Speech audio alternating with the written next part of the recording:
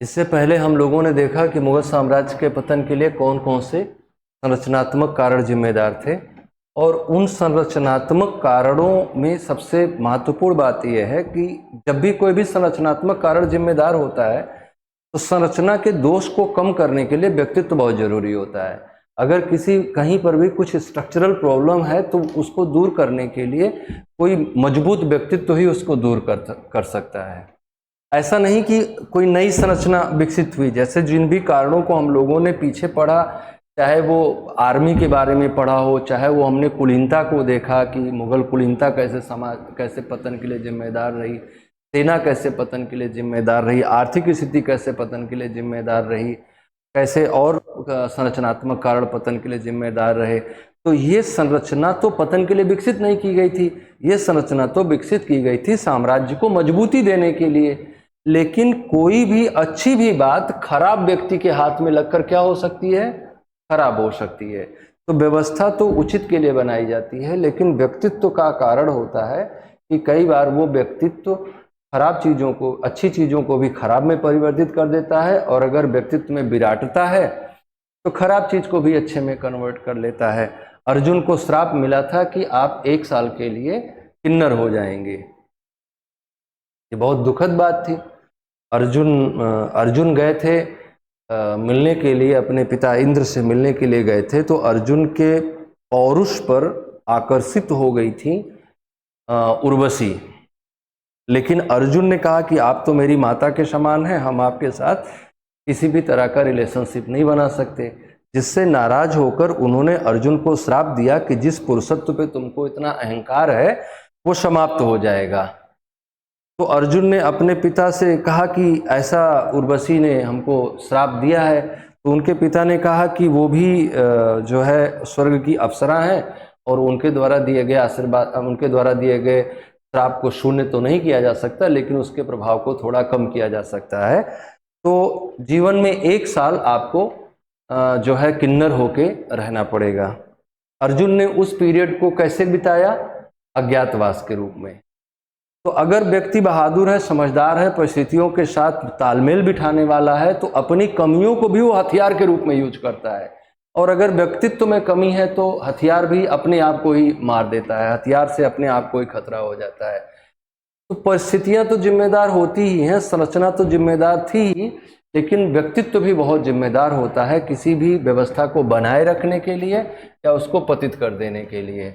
व्यक्तिगत कारणों में अगर हम लोग बात करेंगे तो सबसे पहले हम लोग जाते हैं वीकर सक्सेसर्स की ओर, कि जो औरंगजेब के बाद मुगल एम्पायर के सक्सेसर्स हुए वो पहले की तुलना में कमज़ोर थे, पहले की तुलना में वो उतने ताकतवर नहीं थे। उसका कई कारण है, जैसे पीछे के कारणों को भी आप ध्यान में रखेंगे कि वीकर सक्सेसर्स क्यों हुए, तो उसके कई सारे कारण हैं। क्योंकि इनके कई सारे रेबल्स खड़े हुए जिन्होंने इन्हें बाध्य किया कमज़ोर होने के लिए। लेकिन अगर हम बहादुर शाह जफर से बहादुर शाह जफर तक जाएं, बहादुर शाह से बहादुर शाह जफर तक जाएं, तो पहला औरंगजेब के बाद जो शासक हुआ वो था बहादुर शाह प्रथम, और उसके बाद जो अंतिम शासक हुआ वो था बहादुर शाह थर्ड या बहादुर शाह जफर। तो बहादुर शाह फर्स्ट से लेकर और बहादुर शाह जफर तक की यात्रा जो रही मुगल सल्तनत की, मुगल बादशाहत की, उसमें बहुत गिरावट आ गई थी। उसमें फर्रुखशियर का नाम आप देख सकते हैं, मोहम्मद शाह का नाम आप देख सकते हैं, जहांदार शाह का नाम देख सकते हैं, जिनके बारे में इतिहासकारों ने बहुत गलत सलत बातें कही हैं। घृणित कायर है, रंगीला है, इस तरह की बातें कही गई हैं। मतलब पॉइंट ये है कि जो भी उत्तराधिकारी हुए वो एक के बाद एक और कमज़ोर होते गए और कमज़ोर होते गए और कमज़ोर होते गए। जो स्थिति बनी हुई थी उसको संभालने के बजाय उसको और बिगाड़ते गए। इसमें सिर्फ उनके व्यक्तित्व का ही योगदान नहीं था, और भी सारी स्थितियों परिस्थितियों का योगदान था। लेकिन अगर एक मजबूत व्यक्तित्व होता तो इसको संभाल सकता था। अगर अकबर जब सत्ता स्थापित कर रहा था भारत में, मुगल सत्ता की स्थापना अकबर कर रहा था, उस टाइम पे अकबर के हाथ में कुछ भी नहीं था, सब कुछ निकल चुका था। दिल्ली पर भी कब्जा हो चुका था हेमू का, केवल पंजाब के थोड़े से हिस्से पर अकबर का नियंत्रण था, जहां से उसने सत्ता विस्तार शुरू किया। तो व्यक्तित्व की ताकत, का भूमिका ये होती है कि वो खराब परिस्थितियों को बेहतर परिस्थितियों में परिवर्तित करने का क्षमता रखता है। लेकिन मुगलों के केस में ऐसा नहीं हुआ और 1707 में औरंगजेब की मृत्यु के बाद से लेकर और 1857 में बहादुर शाह जफर को रंगून निर्वासित कर दिए जाने के बीच में जो भी मुगल शासक हुए उनमें होड़ मची रही कि कौन ज़्यादा खराब कर पाएगा। इस बात की एक से खराब एक, दूसरे से खराब दूसरा, ऐसे खराब शासक होते गए और वो रास रंग में डूबे रहे। उन्होंने साम्राज्य की पतनशील अवस्था पर कोई ध्यान नहीं दिया। जहाँ तक औरंगजेब के व्यक्तित्व की बात है, निसंदेह औरंगजेब का व्यक्तित्व मुगल साम्राज्य के पतन के कारणों के लिए उत्तरदायी गिना जाएगा। औरंगजेब का व्यक्तित्व भले ही जैसा भी था उसको हम नहीं कह सकते कि वो पतन के लिए उत्तरदायी था, लेकिन औरंगजेब के द्वारा जो नीतियां अपनाई गई, खास तौर से राजपूतों के प्रति, या राजपूतों के प्रति भी ना कहें तो हम इसको क्या कहें, रिलीजियस पॉलिसीज, है ना, कि धर्म के नाम पर जो पॉलिसीज इनके द्वारा अपनाई गई वो, और जो पॉलिसीज अपनाई गई साउथ इंडिया के लिए, ये दोनों इनके लिए नासूर साबित हुई। और इन्होंने साउथ इंडियन पॉलिसी में और पॉलिसी अगेंस्ट राजपूताज में इन्होंने बहुत सारे अपने संसाधनों का अपव्यय किया। जिन संसाधनों को साम्राज्य को सुदृढ़ करने में लगाया जा सकता था, उन्हीं संसाधनों को उन्होंने ऐसे कामों में खर्च किया जिसका कोई भी परिणाम मुगल साम्राज्य के लिए सही नहीं आया। ना तो साउथ इंडिया को कभी पूरी तरह से कंट्रोल में लिया जा सका और ना ही राजपूतों को कभी पूरी तरह से कंट्रोल में लिया जा सका। इस पर इन्होंने पैसे भी खर्च किए, संसाधन भी खर्च किए, बहादुर सिपाहियों की बलि भी चढ़ाई, लेकिन अंततः सफल भी नहीं हुए। तो नासूर बना वो, और औरंगजेब की ये नीतियां मुगल साम्राज्य के पतन के लिए जिम्मेदार रहीं। और औरंगजेब की इन्हीं नीतियों का परिणाम रहा कि जाट, राजपूत, मराठे, सतनामी, बुंदेले, सभी ने विद्रोह किया इनके खिलाफ। ये सभी ने इनके खिलाफ रिवोल्ट किया, और ये सब औरंगजेब से पहले मुगल साम्राज्य के वफादार थे। तो बात मैं ये कह रहा था कि औरंगजेब की रिलीजियस पॉलिसीज और जो उसकी साउथ इंडिया पॉलिसी रही, उसके कारण से जाट, सतनामी, बुंदेले, राजपूत, सिख, जितना भी, और इसमें इनके अलावा और भी छोटी मोटी कम्युनिटीज जो थी, इन सभी ने, मराठा, ये सभी मुगल साम्राज्य के विरोधी हो गए।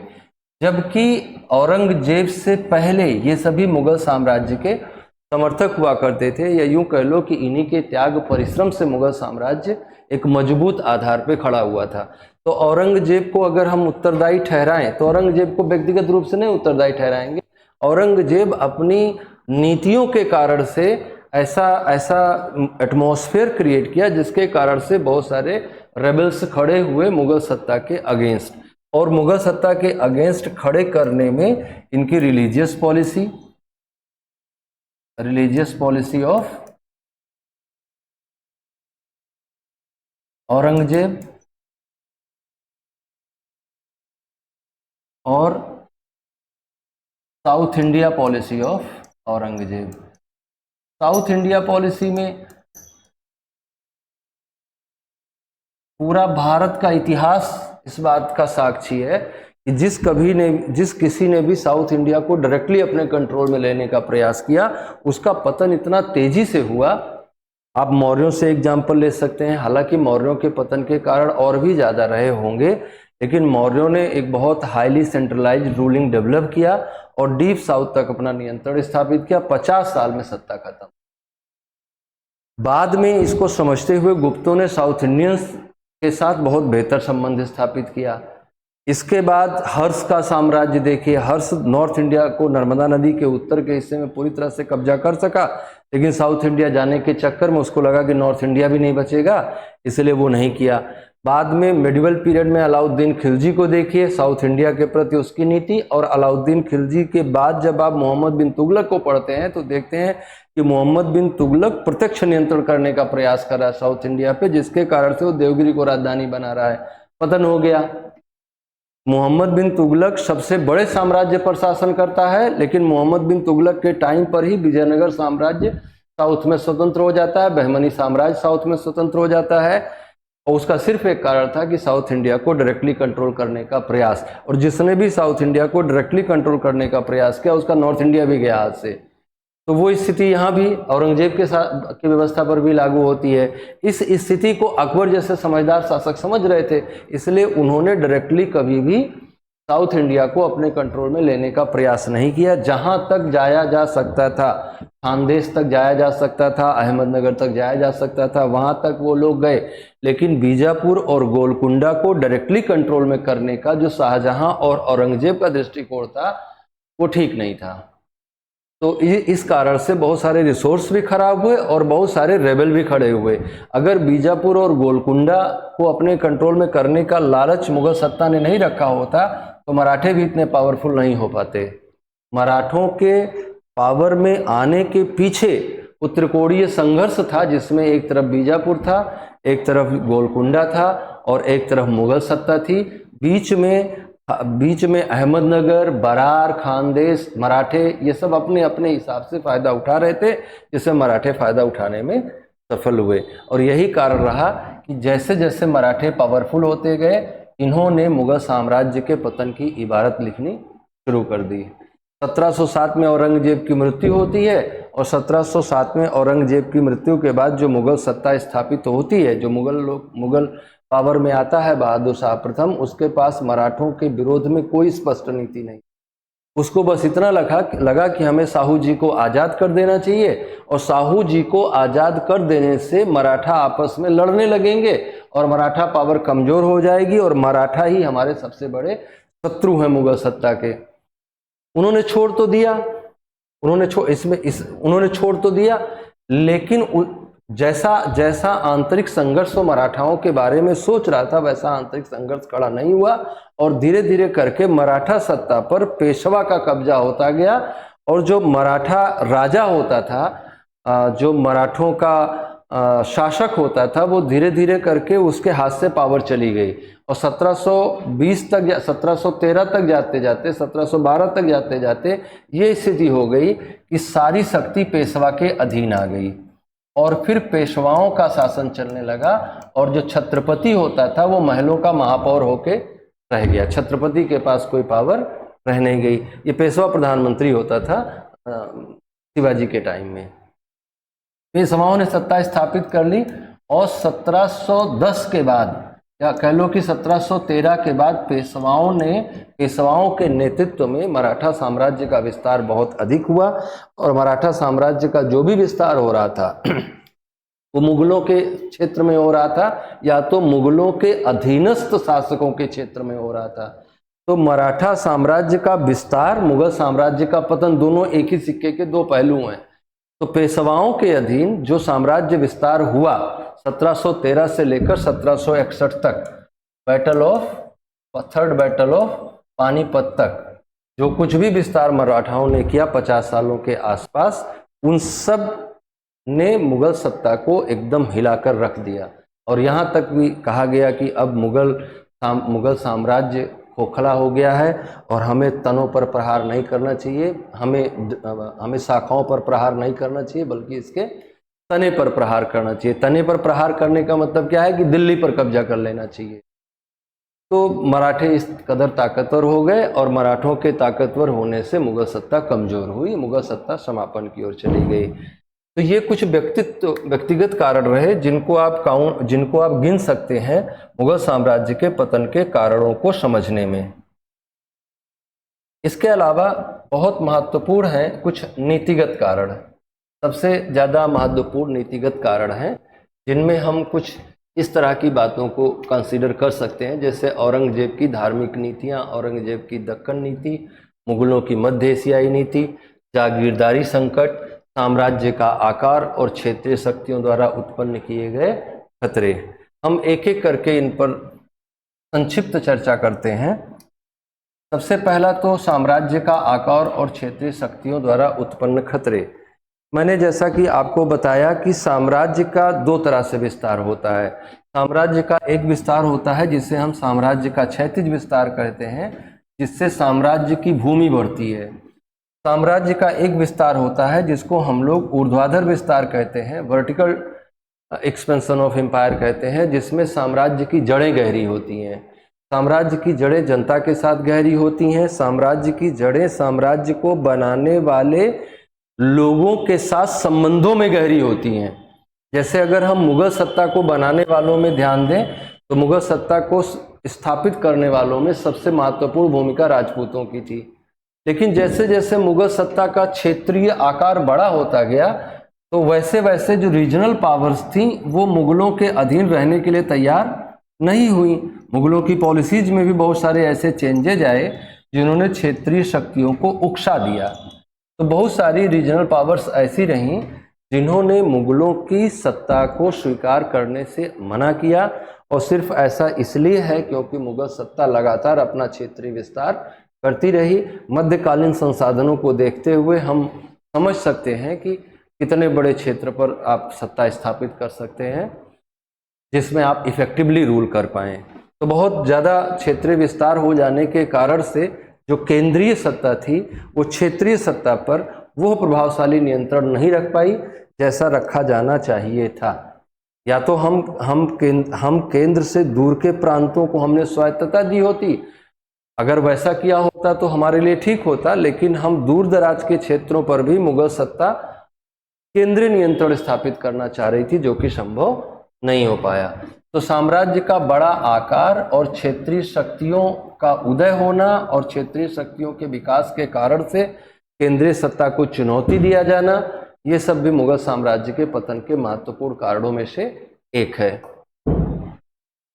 औरंगजेब की धार्मिक नीतियों पर संक्षिप्त चर्चा हम लोग कर चुके हैं, लेकिन औरंगजेब ने जो धार्मिक नीति अपनाई, औरंगजेब ने धार्मिक नीति अपनाई वो सुन्नी इस्लामिक मान्यताओं पर आधारित थी, जिसमें उन्होंने गैर मुस्लिमों के साथ दुर्व्यवहार किया और गैर मुस्लिमों के अलावा शिया मुसलमानों के साथ भी दुर्व्यवहार किया। जिससे साउथ की रियासतों पर इतना कब्जा करने का प्रयास उनका शिया मुसलमानों के कारण से था, क्योंकि वो मान्यता से शिया थे, तो इसलिए वो चाहता था कि सुन्नी का प्रभुत्व बढ़े। इसके अलावा उसने दरबार में प्रचलित ऐसी बहुत सारी मान्यताओं, ऐसे बहुत सारे नीति, ऐसे बहुत सारे रिवाजों को बंद करवा दिया जो गैर इस्लामिक थे या जिनको शरीयत मान्यता नहीं देती थी, जिनको हदीस मान्यता नहीं देता था, उन सभी को इन्होंने बंद करवा दिया।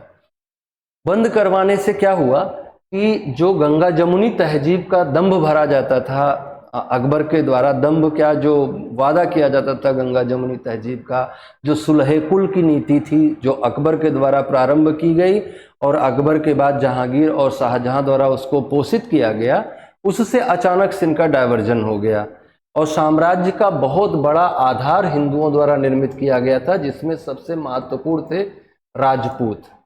और अपनी धार्मिक नीति के चलते औरंगजेब ने फिर से गैर मुस्लिमों पर जजिया कर लगा दिया। तो जजिया कर के आरोपण ने भी ये व्यवस्था निर्मित करी या ये सिचुएशन निर्मित करी जिसके कारण से जिन लोगों पे जजिया लगाया जा रहा था वो विद्रोही हो जाएं। इनमें से सबसे महत्वपूर्ण राजपूत थे। इनकी धार्मिक नीति का एक दूसरा पहलू ये भी है कि इन्होंने राजपूतों के प्रति घृणा का भाव रखा। असल कहानी ये है कि शाहजहां जब बीमार हुआ तो शाहजहां के बीमार होने के बाद, दरअसल शाहजहां के 4 बेटे थे। शाहजहां के 4 बेटे थे, जिनमें से एक के बारे में हम लोग चर्चा ही कर रहे हैं, औरंगजेब महोदय थे, और दूसरा इनका बेटा था दारा शिकोह, और 2 और बेटे थे जिसमें से एक का नाम था शाह शुजा और एक का नाम था मुराद। शाहजहां ने इनको अलग अलग जगहों पर नियुक्त कर रखा था। औरंगजेब को दक्कन का वाइसरॉय बनाया गया था, शाह शुजा को बंगाल का, और मुराद को गुजरात क्षेत्र का बनाया गया था। और दारा शिकोह दिल्ली में शाहजहां के साथ रहता था। शाहजहां की स्थिति खराब होने के साथ ही इन लोगों ने मान लिया कि अगला राजा दारा शिकोह होगा। दारा शिकोह को बहुत ज़्यादा प्यार भी करता था शाहजहां। दारा शिकोह बहुत धार्मिक रूप से सहिष्णु व्यक्ति था और वो हिंदू और मुस्लिम धर्म को मानता था कि ये दो महासागरों का मिलन है। उसने एक बुक भी लिखी थी मजमुल बहरीन, जिसका मतलब होता है कि मिंगलिंग ऑफ टू ओशियंस, दो महासागरों का मिलन है ये। तो मिंगलिंग है टू ओशियंस का, हिंदू धर्म का और इस्लाम धर्म, दोनों में बहुत अच्छी बातें हैं। सूफियत को महसूस करता था, सूफियत को ये एक्सेप्ट करता था, जिसके कारण से हिंदू और इस्लाम को अलग अलग ना मानकर मानता था कि दोनों एक दूसरे के कॉम्प्लीमेंट्री हैं। यही उसकी मान्यता औरंगजेब को खराब लगी, या यूं कह लो कि सत्ता की लालच में औरंगजेब ने धर्म का सहारा लिया और औरंगजेब ने बाकी लोगों से कहा कि दारा शिकोह के नेतृत्व में इस्लाम धर्म खतरे में है, इस्लाम धर्म खतरे में है। अगर दारा शासक बन जाता है तो वो दीन को नुकसान पहुंचाएगा, इस्लाम को नुकसान पहुंचाएगा। इसलिए औरंगजेब ने अपने दोनों भाइयों को लामबंद करने का प्रयास किया अपने साथ। शाह शुजा इसमें से सबसे पहले दारा शिकोह पर आक्रमण करता है। दारा शिकोह इसको पराजित कर देता है। दारा शिकोह का बेटा सुलेमान शिकोह इसको पराजित कर देता है, इसको भगा देता है बंगाल तक। बाद में हालांकि ये मारा भी जाएगा। और मुराद और औरंगजेब मिलकर दोनों दारा शिकोह पर आक्रमण कर देते हैं, दारा शिकोह को पराजित कर देते हैं। पहले दारा शिकोह की सेना का नेतृत्व कर रहे थे राठौर शासक जसवंत राव, और यही कारण था कि वहीं से दुश्मनी शुरू हुई। राव जसवंत जो थे वो मुगल सेना के सेनापति थे। सेनापति होने के नाते, शाही सेना का सेनापति होने के नाते शाहजहां के आदेश का पालन करते हुए औरंगजेब से लड़ने के लिए गए, लेकिन औरंगजेब ने उनको भी पराजित कर दिया। बाद में शाहजहां को बंदी बना लिया, दारा शिकोह को मार डाला, उसके बेटे सुलेमान शिकोह को मार दिया, शाह शुजा को मार दिया, मुराद को भी झूठा सजा देकर मार दिया, और इस तरह से वो शासक बन गया। वो शासक बन गया तो जो राठौर शासक थे या जो राव जसवंत सिंह थे, उनके प्रति इसका दृष्टिकोण अच्छा नहीं था। इसने उनको उधर मध्य एशियाई क्षेत्रों में नियुक्त कर दिया। इस बीच में उनकी मृत्यु हो जाती है। उनका एक बेटा होता है अजीत सिंह। उनकी मृत्यु के बाद अजीत सिंह को एक किडनैप करवा लेता है औरंगजेब और अपने यहाँ रखता है, उसको इस्लाम में परिवर्तित करने का प्रयास करता है और उनके क्षेत्र पर नियंत्रण करने का प्रयास करता है। ये बात मुगलों को बहुत खराब लगती है, जिसके कारण से दुर्गादास राठौर के नेतृत्व में एक विद्रोह शुरू होता है। उसमें आमेर भी साथ देता है और धीरे धीरे करके और दूसरी मुगल रियासतें भी, दूसरी राजपूत रियासतें भी उसमें सहयोग करने लगती हैं, और स्थिति ये बन जाती है कि एक संघर्ष की स्थिति बन जाती है मुगलों और राजपूतों के बीच में, और वो तब तक चलती रहती है जब तक कि औरंगजेब की मृत्यु नहीं हो जाती। इस संघर्ष ने न सिर्फ औरंगजेब के संसाधनों को नुकसान पहुंचाया, बल्कि उनके पास जो सबसे मजबूत स्तंभ था राजपूत, उसको भी इन्होंने कमजोर कर दिया। तो चाहे वो जजिया लगाना हो, चाहे वो शरीयत को लागू करना हो, चाहे वो राजपूतों के प्रति इसका खराब दृष्टिकोण हो, ये सब इसकी धार्मिक कट्टरता से प्रेरित था। इसका मन जो सुन्नी इस्लाम के प्रति समर्पित था, उसका ये परिणाम था कि उससे राजपूत नाराज हुए, उसने जजिया गलत तरह से लगा दिया, गैर मुसलमानों को नाराज कर दिया। जितने गैर मुसलमान साम्राज्य में थे लगभग सबने विद्रोह किया इसके शासनकाल में। जाटों ने विद्रोह किया, सतनामियों ने विद्रोह किया, सिखों ने विद्रोह किया, राजपूतों ने विद्रोह किया, मराठों ने विद्रोह किया, इसके खुद के बेटे ने विद्रोह किया। बहुत सारे लोगों ने अलग अलग तरह से रिवोल्ट किया। उसका सिर्फ एक कारण था कि इसने गलत तरह की धार्मिक नीति को अपनाया। अच्छा, गलत तरह की धार्मिक नीति अपनाने के पीछे इसके ऊपर दबाव था उन लोगों का जिन लोगों ने इसको सत्ता पाने में मदद करी थी इस्लाम के नाम पे। तो उनके कहने पर वो शरीयत लागू कर रहा था और गलत सलत नियम लागू कर रहा था। तो ये एक बहुत बड़ा कारण रहा। औरंगजेब अच्छा हुआ कि मर गया। अगर औरंगजेब 10 साल और जिया होता तो महान मुगलों के नाम में वो नहीं गिना जा रहा होता, वो लेटर मुगल्स में गिना जा रहा होता और मुगल साम्राज्य के पतन के लिए पूरी तरह से उत्तरदायी ठहराया जा रहा होता। जैसे अभी तो इतिहासकार उसको बचा ले जाते हैं, कई और कारणों के चलते उसको बचा ले जाते हैं, तो व्यक्तिगत रूप से मुगल साम्राज्य के पतन के लिए उत्तरदायी नहीं रहा। लेकिन अगर वो 10 साल और जिया होता तो कोई इतिहासकार उसको बचा नहीं सकता था। ये साबित हो ही जाता कि मुगल साम्राज्य के पतन का सबसे बड़ा कोई कारण है तो वो औरंगजेब है। तो ये रही औरंगजेब की दक्कन नीति पे भी हम लोग थोड़ी बहुत चर्चा कर चुके हैं कि बीजापुर और गोलकुंडा पर वो बहुत अधिक नियंत्रण बनाए रखने के पक्ष में था और वो चाहता था कि उनको हम पूरी तरह से नष्ट कर दें। नष्ट करने के पीछे उद्देश्य हमने कहा वहाँ भी धर्म से प्रेरित था वो, और ऐसा माना जाता था कि वहाँ बहुत सारा खजाना छुपा हुआ है, सोने की खाने हैं, दक्षिण भारत जो है वो व्यापार का केंद्र भी था। और जो दूसरी ताकतें इस समय ताकत में आ रही थी उन पर भी नियंत्रण, जैसे पुर्तगीज आ रहे थे, जैसे डचे जा रहे थे, उनको भी अपने नियंत्रण में बनाए रखने के लिए ये जरूरी था कि साउथ इंडिया के कोस्टल एरियाज पे कब्जा किया जाए, जबकि वो बीजापुर के नियंत्रण में था और बीजापुर से वो छीन रहा था। 1510 ईस्वी में गोवा छीन लिया था, जैसे ही औरंगजेब मरा 1507 में, और 1510 में फ्रांसिस्को डी अल्बुकर्क ने गोवा छीन लिया बीजापुर से।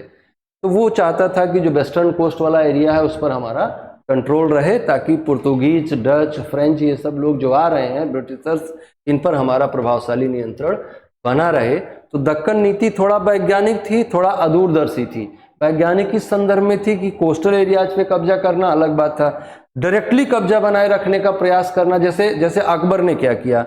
अकबर की जो पॉलिसी थी, अकबर की पॉलिसी 1510 में गोवा के हिस्से पर जब पुर्तगीज ने कब्जा कर लिया तो इसने पुर्तगीज के साथ समझौता कर लिया। अकबर को भी अपने व्यापारिक जहाज़ों को हिंद महासागर में उतारने के लिए टैक्स देना पड़ता था पुर्तगालियों को, लेकिन उसने इस स्थिति को समझा कि इनसे लड़के हम जीत नहीं सकते हैं।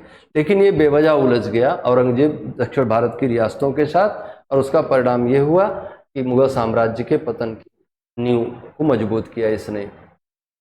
मुगलों ने मध्य एशिया की नीति मुगलों की रही, अकबर के टाइम से रही, या यूं कह लो कि बाबर के समय से ही रही। वो हमेशा वो बाबर चाहता था कि जो उसका पैतृक राज्य है वो उसके पास रहे, फरगना उसके कंट्रोल में रहे, और समय समय पर अलग अलग राजा या अलग अलग मुगल बादशाह उसको अपने नियंत्रण में लेने का प्रयास करते रहे। चाहे वो जहांगीर का शासन रहा हो, चाहे वो शाहजहां का, उससे पहले अकबर का रहा हो, सभी ने अपने मूल ओरिजिन को अपने नियंत्रण में लेने का प्रयास किया। लेकिन इसमें उन्होंने बहुत सारा धन खर्च किया, उसमें बहुत सारी सैन्य शक्ति का नाश किया, वो ठीक नहीं रहा, जिसके कारण से वो भी मुगल साम्राज्य के पतन के जरूरी कारणों में से एक साबित हुआ। क्योंकि जिस हिस्से पर नियंत्रण करना चाहते थे उस पर ईरान की भी निगाह रहती थी, और तुर्की साम्राज्य की भी निगाह रहती थी, और मध्य एशिया में बनने वाले दूसरे साम्राज्यों की भी निगाह रहती थी। तो जिस कारण से वो त्रिकोणीय संघर्ष में रहता था हमेशा। इवन कि अफगानिस्तान तक भी नियंत्रण करने के लिए अफगानिस्तान पर भी नियंत्रण करने के लिए इन्हें ईरानी शासकों से लड़ना पड़ता था और दूसरे शासकों से लड़ना पड़ता था। तो वो एक समस्या थी। जागीरदारी संकट को पीछे भी हम थोड़ा सा इंट्रोड्यूस कर चुके हैं। जागीरदारी संकट का मतलब क्या है? जागीरदारी संकट का मतलब ये है कि जो मनसबदारी व्यवस्था विकसित की गई थी, मनसबदारी व्यवस्था विकसित की गई थी ना मुगलों में अकबर के द्वारा, और ये मनसबदारी व्यवस्था जो है दो चीजों पर आधारित थी। मनसबदारी कहते थे उसको, और इसमें जो भी ये एक तरह से सिविल और मिलिट्री सेवा को एक में जोड़ देने का मॉडल था। ये था तो ठीक, लेकिन आगे चलकर वो पतन के लिए जिम्मेदार बनेगा। सिविल और मिलिट्री सर्विसेज को एक में जोड़ देने का नाम था मनसबदारी व्यवस्था। मनसबदारी व्यवस्था में जो भी व्यक्ति मनसबदार होता था उसको एक पद दिया जाता था जिसे जात कहा जाता था, और उसे साथ साथ उसे सवार भी कहा जाता था।